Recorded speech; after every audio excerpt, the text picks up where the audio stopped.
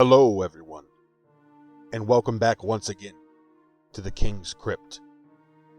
This video is going to be yet another compilation of horrifying, bone-shaking, earth-shattering scary stories from Reddit. I work TSA for the International Space Station. It's not as fun as you would think. By J_T13 of r/Los. Yes, aliens are real. I mean, nowadays most people already know that. Something you don't know though, they're assholes. All of them. Now, that doesn't make me racist. It actually doesn't make me anything. We haven't invented a word for discrimination against extraterrestrials yet. So nice try. I guess I can go ahead and invent the word for us. Or maybe I'll just reuse one. Sane. Bad manners. Bad habits. And bad breath. Yes, very bad breath. If you know or meet anyone with chronic bad breath, it could be a Glomalian on vacation. Now, you may be asking, aliens? International Space Station?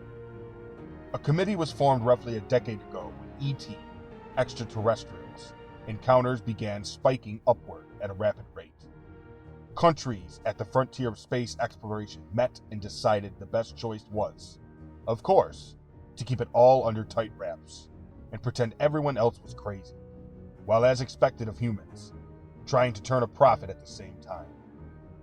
But in no way am I an Edward Snowden. That's not why I'm writing this. Yesterday, an unmanned vessel docked at the station. I'll briefly explain the process if anyone is unfamiliar with spaceport security. 1. The arriving vessel radios in and alerts the station before docking at one of the entry points.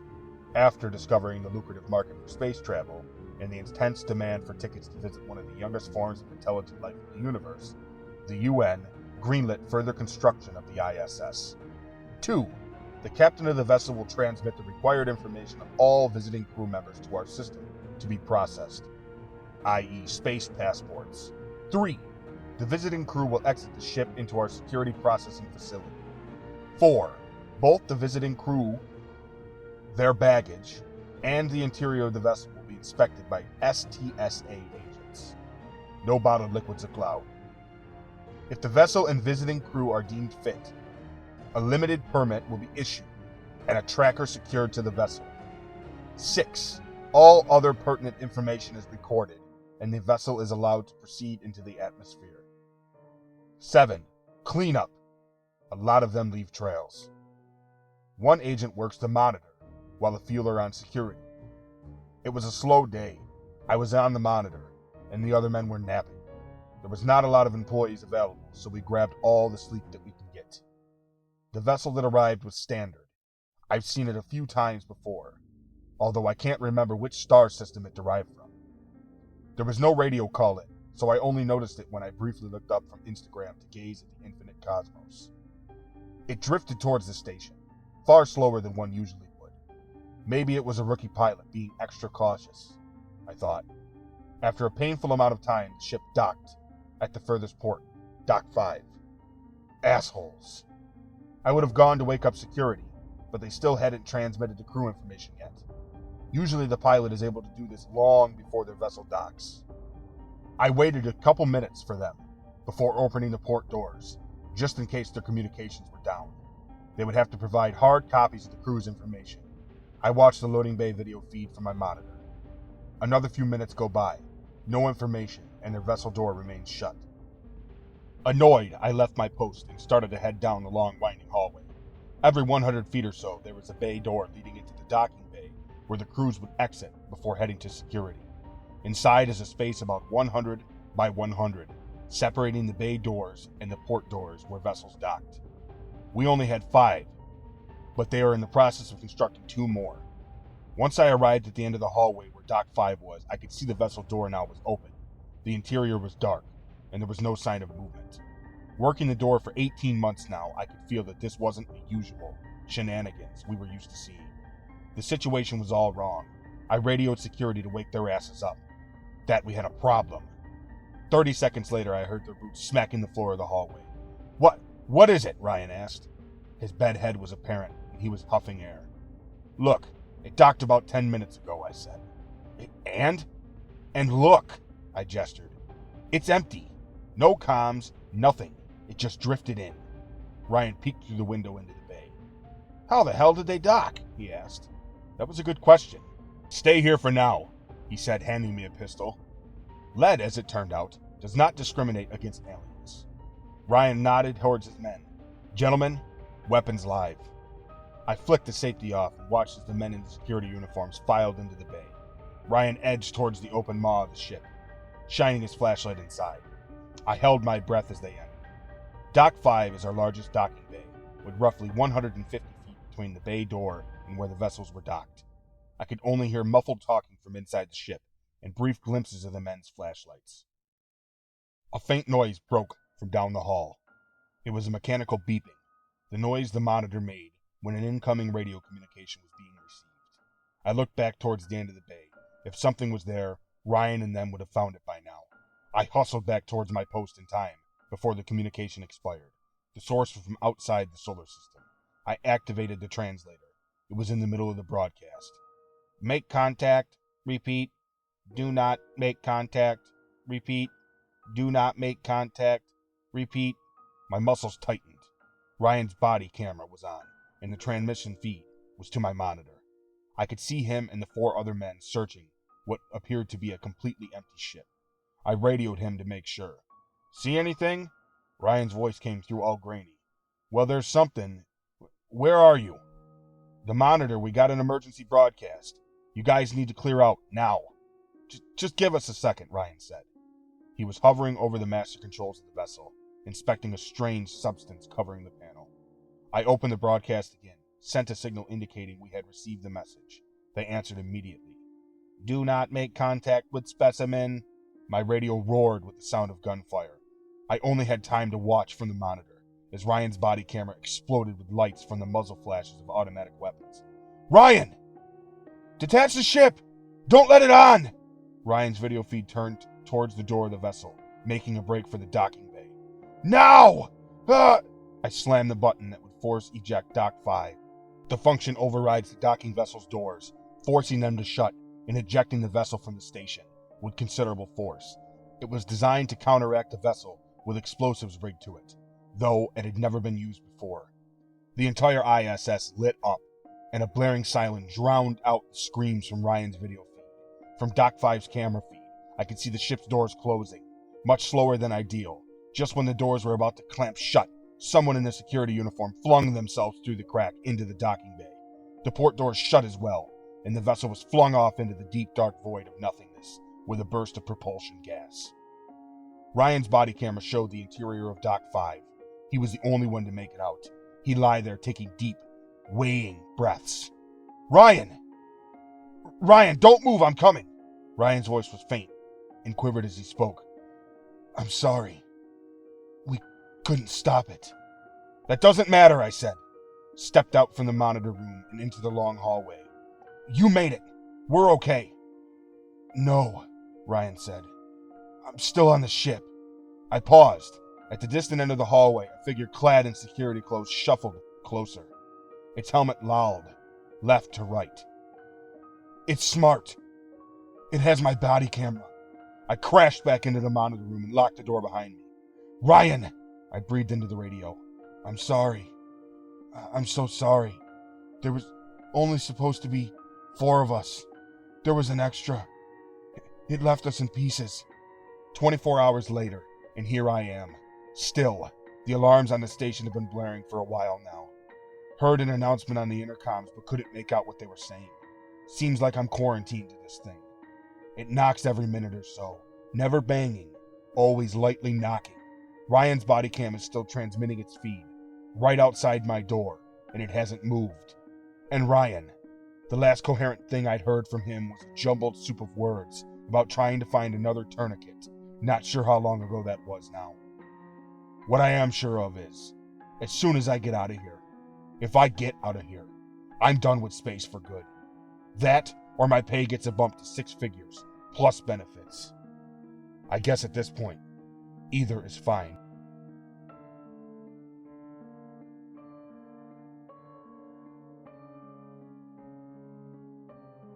I lent my body to science. I deeply regret it. By MikeJesus of r/no sleep.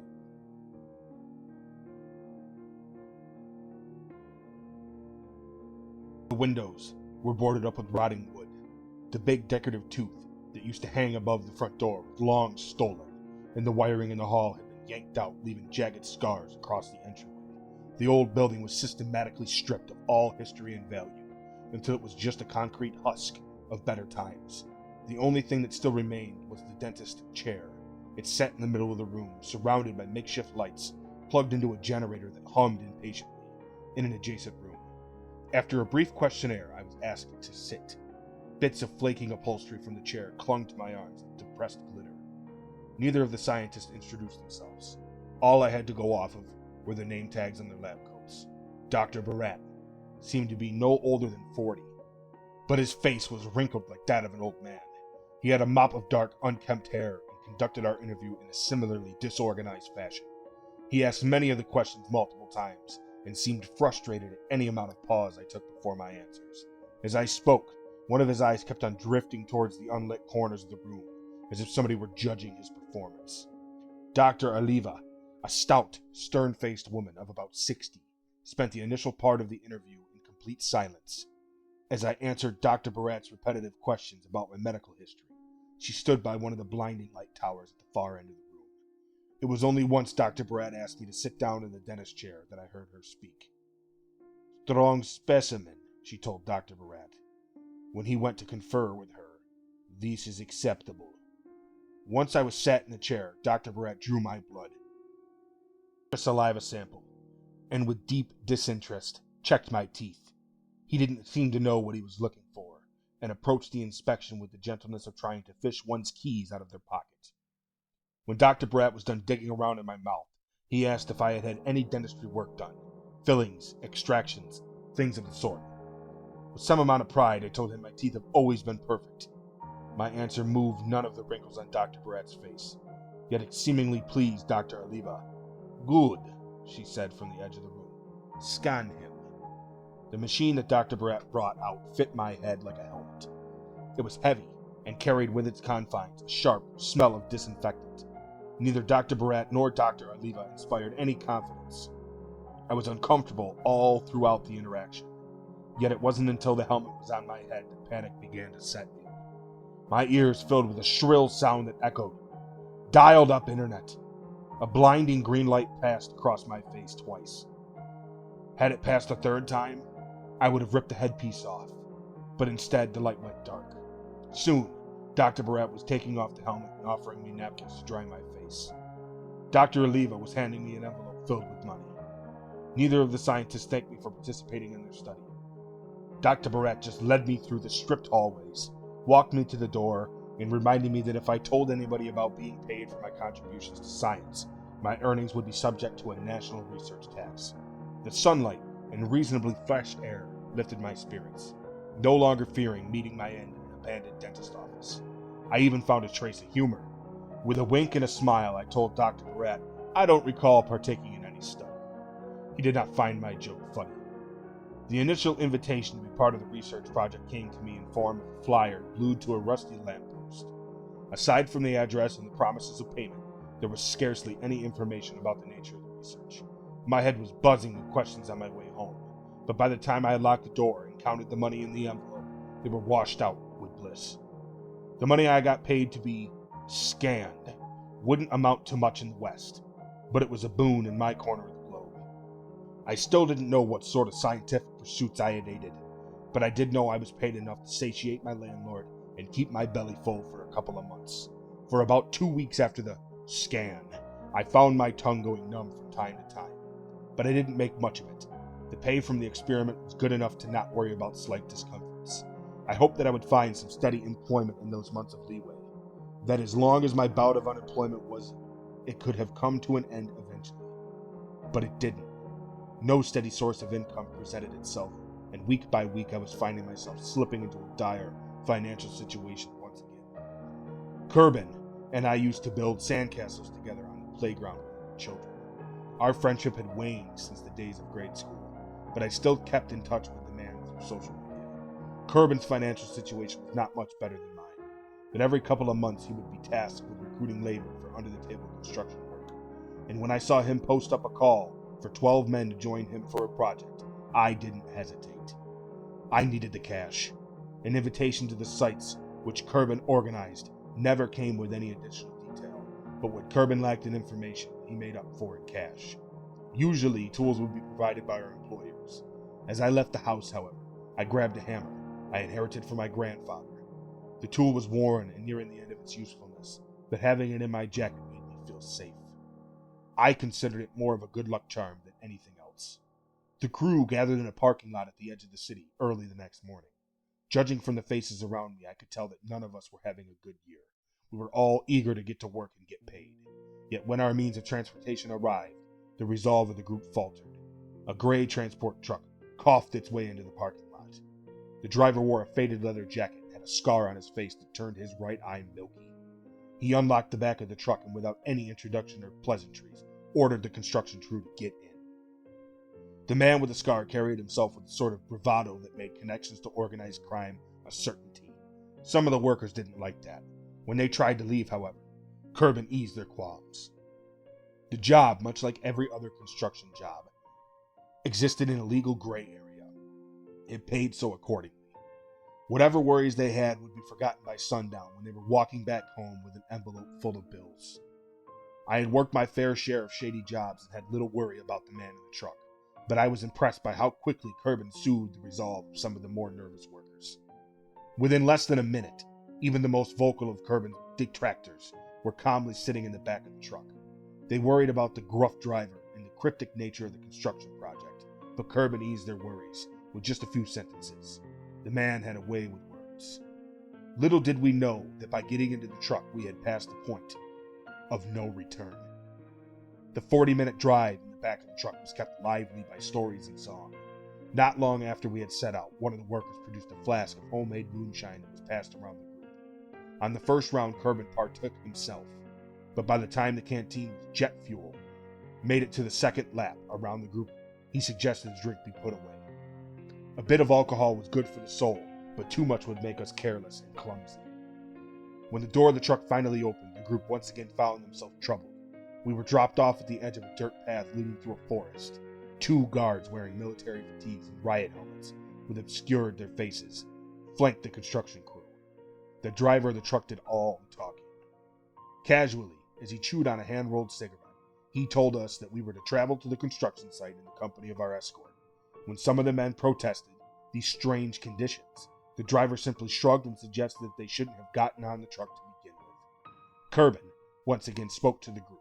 I must admit that even I was uncomfortable with the presence of the armed men, but Kerbin put my mind at ease. He himself only knew that we were hired to replace a set of stairs. The money, however, was well worth it.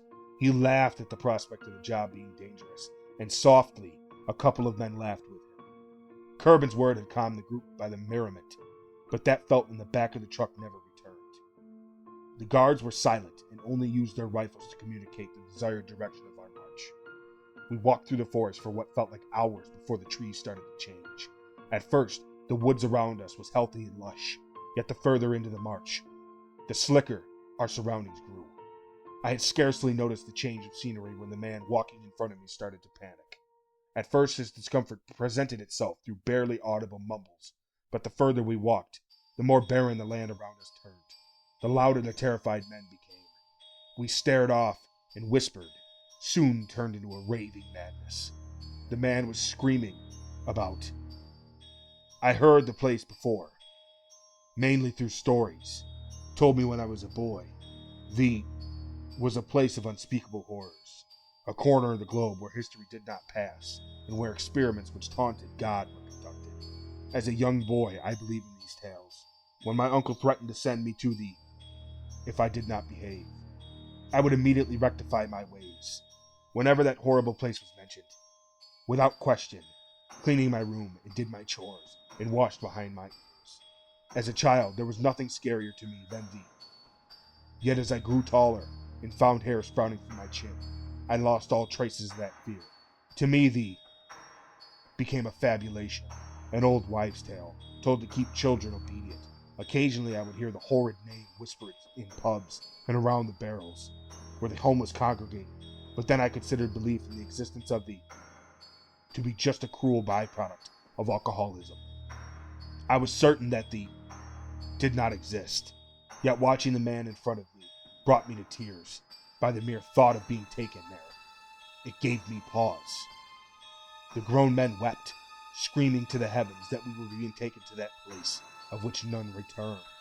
Our faithless chaperones did not like the panic of the men. Neither did anyone else in the construction crew.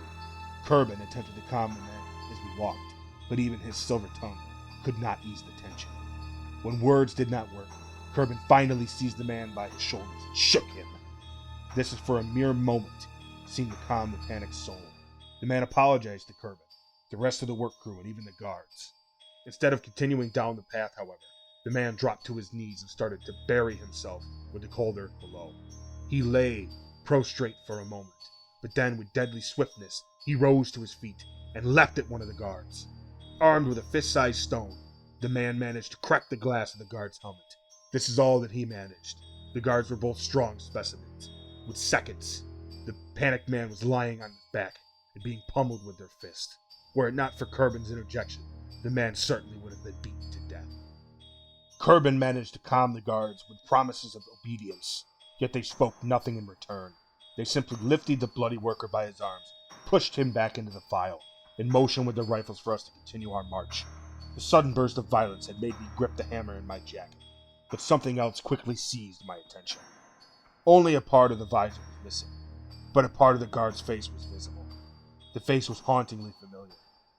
As we walked, the trees that towered above us became bare and frail. With each step towards our destination, the forest grew slicker until it finally gave way to a wide-open plain. The bloodied worker in front of me groaned in discomfort. At the center of the dead clearing sat a cement shack. Before it stood two more armed guards of similar stature. A couple meters from the shack was a perfectly circular moat of foul-smelling water with a singular board of wood for crossing. It was as if whatever disease had spread through the forest had originated from this moat. Even the earth beneath our feet lost color and turned into fine gray sand as we approached the horrid-smelling water. Our environs were beyond inhospitable, yet as we walked towards the cement shack, I kept my eyes on the guard's broken visor. I was scared of the prospect of our destination, but what scared me more, what terrified me to my very core, was the guard's face. It was so hauntingly familiar. At the entrance of the cement shack, another familiar face presented itself. With disheveled hair and visible irritation, Dr. Barrett greeted the construction crew. The scientists began to detail the construction project we were summoned for. Apparently, we would take an elevator underground into a specific compound, where we would be tasked with replacing a set of metal stairs that had collapsed. Dr. Barrett stated how the construction would have to be kept completely secret until he suddenly went silent. He stared at the bloodied man and demanded an explanation. Dr. Barrett aimed his question at the guards, but they did not speak. Kerbin, with the slightest tinge of nerves in his smooth voice, explained the situation. One of the men had simply had a nervous episode through the forest. The unprofessional behavior would not repeat. The bloodied worker let out another painted grunt, as if in agreement. Dr. Barrett scarcely paid any attention to the injured worker or to Kerbin. His face was solely on the two guards that accompanied us through the walk. He viewed them with absolute disdain. Halfway through Kerbin's peacekeeping explanation, Dr. Barrett simply sighed and waved us into the cement shack. The scientist's one good eye stayed glued to the masked guards, yet as I passed him, he ordered the group to halt. He recognized me. Dr. Barrett recognized me, and he was not pleased. He held out his arm to stop me, but struggled to come up with the words. Finally, he mumbled something about how I should have stayed at home and waved the rest of the crew towards the cement shack. When Kerbin saw I was left behind, he cautiously stepped back to Dr. Barrett and attempted to speak to him. The scientist waved him off and told him to follow the rest of the crew to the elevator. Kerbin looked like he was about to make another attempt at finding out what was happening to me, but after one look at the rifles the guards carried, he changed his mind. The rusted doors of the cement shack shut behind them, and I was left alone with the scientist and his quartet of armed guards. Dr. Barrett stared at me for a while, at a loss for words. Finally, he mumbled something underneath his breath and grabbed the nearest guard by the hand. The scientist dragged the guard a couple meters away from me, as if he were a petulant child, and then after pulling the guard down by his shoulder to eye level, he spoke. The scientist was too far away for me to hear, but he enunciated each word as if he were speaking to a child. The guard the scientist had selected was the one with the broken visor. As Dr. Barrett spoke to the man, I could see the guard's jaw open and close, as if mimicking his superior's words. As I watched, I found my own lips moving. "Do you understand?" Dr. Barrett asked. Once he finished his explanation, he spoke as if he were speaking to a 7-year-old with brain trauma. "Can you follow instructions?" In response, the guard let out a grunt.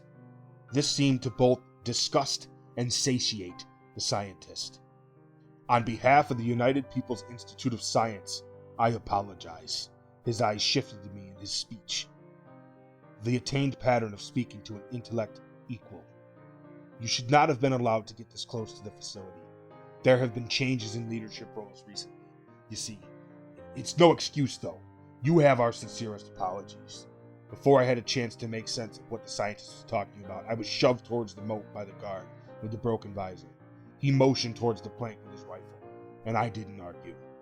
I walked across the plank and tried to convince myself that the guard would simply lead me back to the edge of the road and send me on my way. Those thoughts, however, didn't stick. In my jacket, my knuckles ached. A few short steps from the plank, I was shoved to the ground and put on my knees. Before I even had a chance to look behind me, I heard Dr. Barrett's furious voice. "You moron! Not here!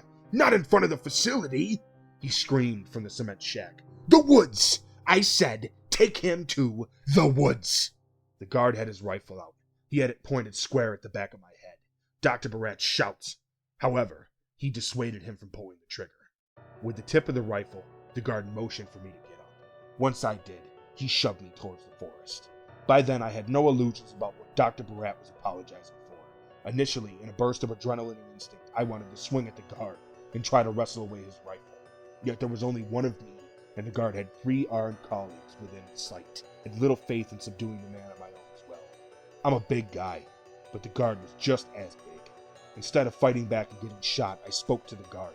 I asked for him to let me go, and promised I would never tell a soul. I spoke of my childhood and the struggles, and the cat that I had waiting for me back home. The guard was deaf to all my attempts for eliciting sympathy. When I slowed down my pace to buy time, he would prod me forward with the muzzle of his rifle. We passed the dead earth and sickly trees, and soon enough the forest was green once again. It wasn't far from the spot where the worker struck the guard and he had stopped me again. He grabbed my shoulder this time with a firm grip and forced me downwards, towards the earth onto my knees. I tried to wrestle the guard to the ground, but just ended up falling on my ass. The guard took 2 steps back and raised his rifle. He didn't shoot, however. He kept pointing it with the tip of his rifle. A panicked memory of the scientist shot through my skull, and I elected a change in tactics. With clear enunciation, as if I was speaking to a child, I ordered the guard to lift his visor. I had to repeat the order 3 or 4 times, but eventually the man relented. With his discomforting swiftness, he moved his left hand from his rifle to his visor and back over the top of his head. Complete void of emotion, yet strangely full of life, I saw a familiar face. Staring back at me, I saw my own face. Memories of a blinding green light passing across my face twice, but not thrice, filled my heart. I begged for an explanation, once in all earnestness, and then for uncountable times, as if I was speaking to an infant. None of it worked. The guard simply stared at me and pointed with the tip of his rifle for me to turn around. When I tried to get off the ground, he pulled the trigger. Next to me, kindling shot off the side of a tree. The motions of his rifle were becoming more aggressive. I feared the guard would not wait for me to turn around to take another shot. I had to act. The visor was still up, but I had never been much of a marksman. My aim worried me, but what worried me more were the eyes staring back at me.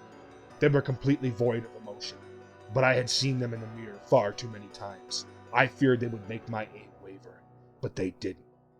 The rifle hit the familiar man straight in the nose. When he went down, he dropped his rifle. I kicked the weapon away, and with the familiar man was still reeling from the hit, I killed him with this hammer.